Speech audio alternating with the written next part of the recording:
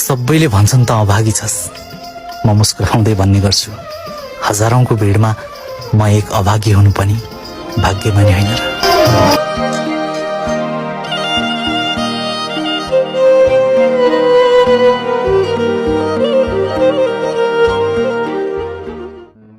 शरीरले आराम खोजिरहेको छ, समयले पैसा, दिमागले शान्ति, मनले परिवार।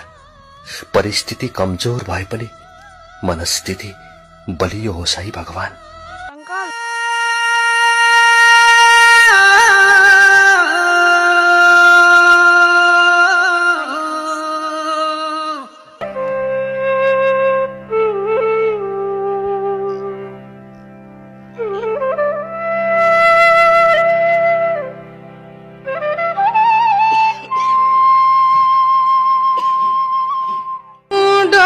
जीवन भनेकै सङ्घर्ष हो। सुख त एउटा कहिलेकाहीँ आउने कुरा हो, दुःख सधैँ रहिरहन्छ। मान्छे दुःखमा जिउन सिक्नुपर्छ। हामीले सुखमा जिउने मान्छेको आयु दीर्घकालीन हुँदैन, दुःखमा रम्नुपर्छ। दुःख आफ्नो साथी हो, सुख भनेको त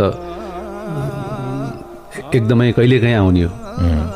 तपाईँसँग मसँग सधैँ रहन्छ भने त्यो दुःख मात्रै हो।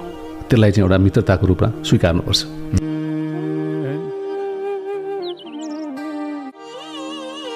यो जीवन यस्तै रहेछ नि, थाहा नपाई समय गएछ नि। घाम डुब्यो पारी डाँडैमा, मै भनी वारी रहिरहे। सम्झना छ सबैलाई, मै पनि पारी गई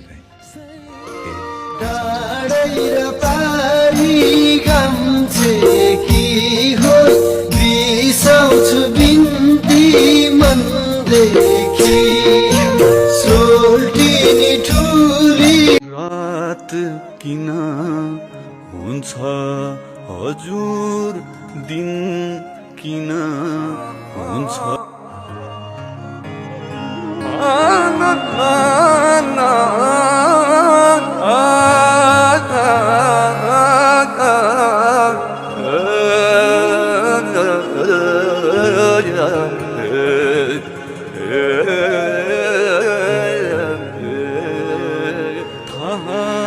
छैन जिन्दगी कठिन किन हुन्छ।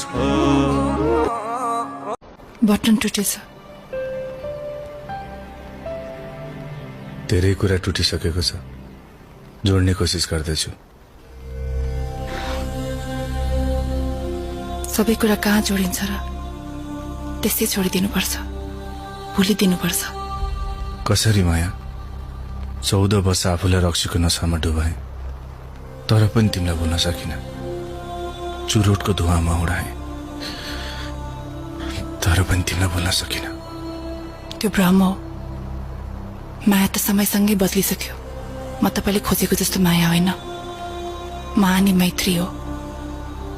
रूप बदलेला, रङ बदलेला, धर्म बदलेला, नाम बदलेला, तर मेरो लागि मेरी माया सधैँ उस्तै हो।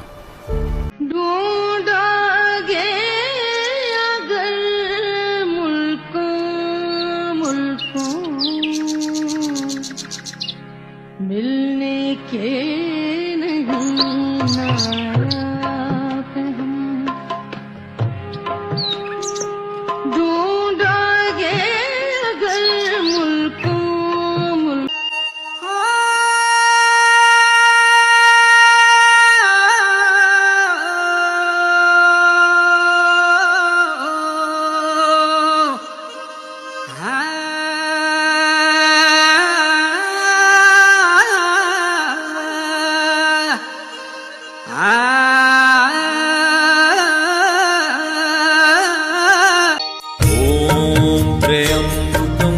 यजामहे सुगन्धिं पुष्टिवर्धनम्।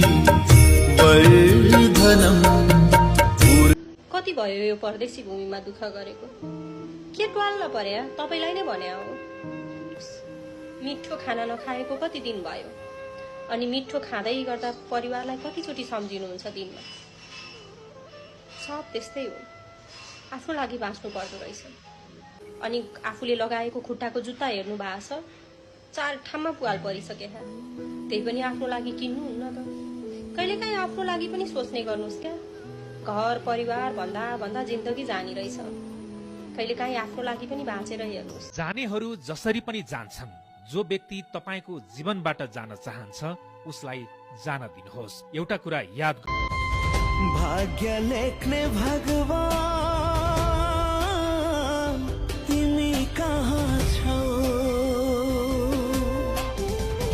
यो जुनीमा दुःख लेख्यो अर्को जुनी सुख लेख्नु यो जुनीमा दुःख लेख्यो अर्को जुनी सुख लेख्नु हे भगवान यदि दुखेको मन निको हुने औषधि किन्न पाइन्थ्यो भने नि सायद म किन्नकै लागि भए पनि आफैलाई बेचिदिन्थ्यो होला दाइ कसैले आत्महत्या गरेको कुरा सुन्दा म उसलाई कायर सम्झिन्थे तर अहिले आएर थाहा हुँदैछ जिन्दगी र परिस्थितिले सिकाउँदैछ कि त्यो त म गलत सोच्दो रहेछु एउटा अन्तिम निर्णय त सही हुन्छ भनेर बसेर कसैले सोध्यो यो दुनियाँमा तपाईको आफ्नो को हो मैले मुस्कुराएर भने समय यदि यो सही भयो भने सबै आफ्नो नत्र सबै